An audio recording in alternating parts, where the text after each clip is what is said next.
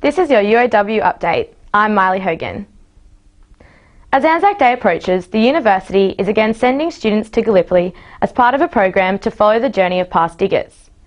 Students will visit the beaches of our most famous military battles and widen their knowledge of our Anzac history. Students have different reasons for going. For some, it's part of their sense of being Australian, a sense of national identity. For others, they go simply because they question that and they want to know what all the fuss is about and why Anzac looms so large. They have to research a digger and they become very attached to this person they've never known or met before. And when they're then in situ, and if the person they've chosen is dead and they locate the grave, there's a remarkable empathy between them and this person from long ago. They become almost possessive of them. And if you walk the cemeteries on the peninsula, it can be a profoundly disturbing experience. There are a lot of young, dead men there. The former Wollongong Rugby League Club, known as the Lighthouse Keepers, is looking to make a long-awaited comeback with the help of the Illawarra Leagues Club. The Wollongong Rugby League Football Club was one of the most successful sides since their conception in 1910, but has lain dormant since the early 80s. However, with help from the Illawarra Leagues Club, the team known as the original Red Vs are looking at making a triumphant return. Well, we're facilitating the meeting here tonight. You know, we're giving them a venue to come and have their meeting.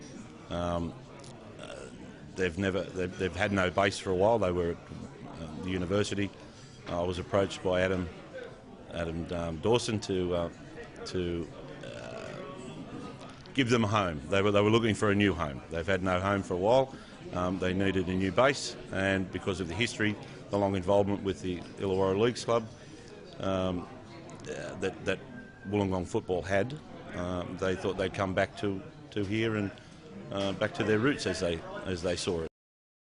The club famously won 14 first-grade titles in their time at the top and provided a team which the local youths could both barrack and play for. I think it's a very good idea to get the Wollongong Football Club up and going again. The reason being is that all the teams now in the Carlton League or the Illawarra League are in suburbs, and there's no hardcore football team within the Wollongong CBD or Wollongong area.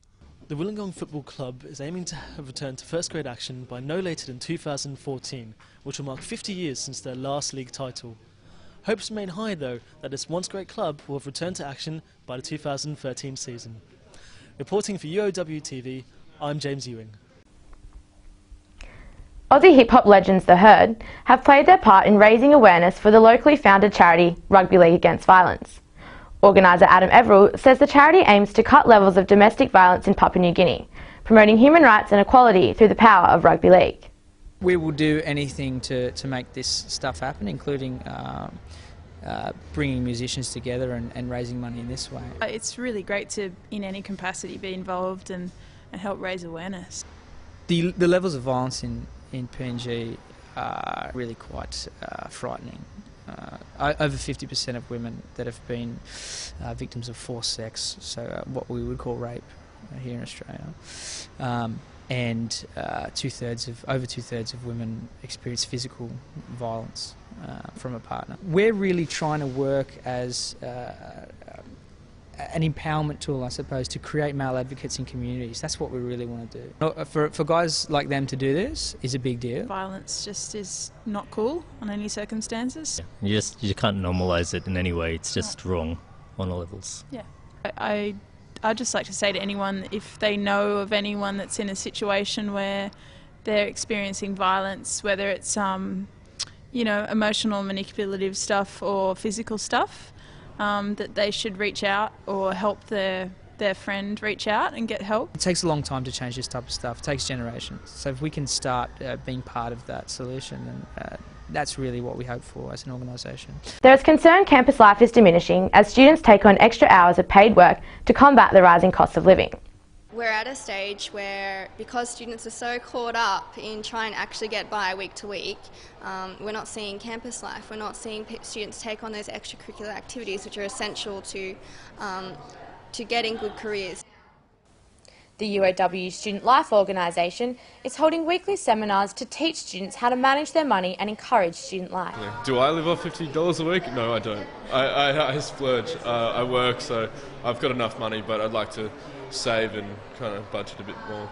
The decline of student life is certainly testament to students having to take on more paid work and having to do it just a little bit tougher. The summer beach patrol has ended. A number of Wollongong beaches are now unpatrolled. We spoke to a local lifeguard on how to keep safe while swimming this winter. Try and find a beach that has the flags up. That means there's someone's patrolling. Otherwise, you should bring some that floats. If you have, like, if you've got a bodyboard, if you have a wetsuit, you might want to wear that too. That helps you float. But yeah, generally just turn up to a beach.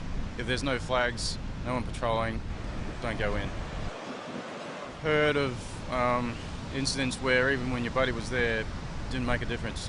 I mean, it's just that powerful. Even if your mate saw you going under, things can happen really quickly. It's just, you can't be too careful. The council lifeguards should still be patrolling here and there. If no one's patrolling, just go to a pool. Go to a heated pool, you know. It's nicer. That's your update. I'm Mylee Hogan.